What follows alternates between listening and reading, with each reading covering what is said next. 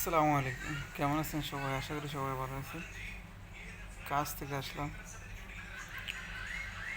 আহ, আজকে পুরা দিন, আজকে কালকে গত 2-3 দিন ধরে একই নিউজ চলতেছে।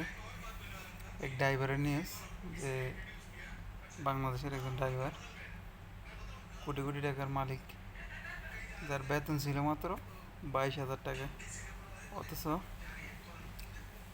এই বেতনে এক গ্রামে শত শত বিঘা জমি কিনছে উনি। তারপরে কক্সবাজারে হোটেল আছে, আরও আলিশান জীবনযাপন করতেছে। ওই ভদ্রলোক পরীক্ষার প্রশ্ন পাশ করে অবৈধভাবে এই টাকা কামাইছে।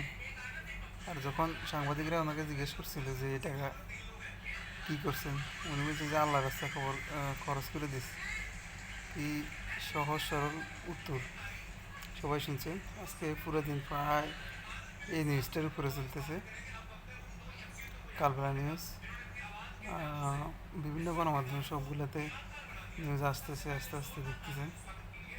আল্লাহ সারাইছে সবাইকে যে উনি ড্রাইভার না থেকে যদি অন্য কিছু হইতো, তাহলে যে কত ক্ষতি করতো দেশের দেশের মানুষের। এমন মানুষ, এমন হাজারো মানুষ আছে বাংলাদেশের মাঝে, তারা দেশের সম্মান ক্ষুণ্ণ করতেছে, এবং যাদের জন্য যে আমরা অপমানিত হইতেছি। অনেক খারাপ লাগতেছে যে পুরো দিন প্রায় 14 ঘন্টা ডিউটি করার পরও দেশের এসে এইসব খবর শুনতে হইতেছে।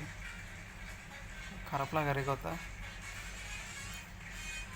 তো আমাদের দুর্ভাগ্য যে জায়গায় জায়গায় বিভিন্ন স্থানে এইসব কর্মচারী বসে আছে, যারা দুর্নীতির জন্য চ্যাম্পিয়ন, টাকা পয়সা কামাই করে অবৈধ পথে। তবে আমরা সবাই আশা করতেছি যে ওদের দৃষ্টান্তমূলক শাস্তি হওয়া দরকার। যে এখন যদি ওদের লাগাম না টেনে ধরা হয়, তাহলে ভবিষ্যতে দেশ বা দেশের কী অবস্থা হবে আল্লাহ ভালো জানে। অনেক কষ্ট লাগলো এইসব কথা শুনে, যে একজন ড্রাইভার, যে 22,000 টাকা বেতন, যে কোটি কোটি টাকা বানায় ফেলছে। কীভাবে সম্ভব? অবৈধভাবে।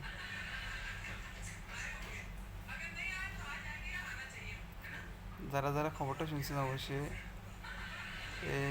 অবশ্যই জানাবেন আপনাদের মতামত। এইভাবে এই অবৈধভাবে যারা টাকা উপার্জন করতেছে, অবশ্যই অবৈধভাবে ইনকাম তো সবসময় হারাম। আর তারা এইসবভাবে টাকা উপার্জন করতেছে, তাদেরকে দৃষ্টান্তমূলক শাস্তির আওতায় না হোক। আমার দাবি পুরো